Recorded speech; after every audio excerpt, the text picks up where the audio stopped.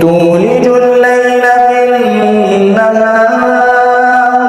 وتولج النهار في الليل وتخرج الحي من الميت وتخرج الميت من الحي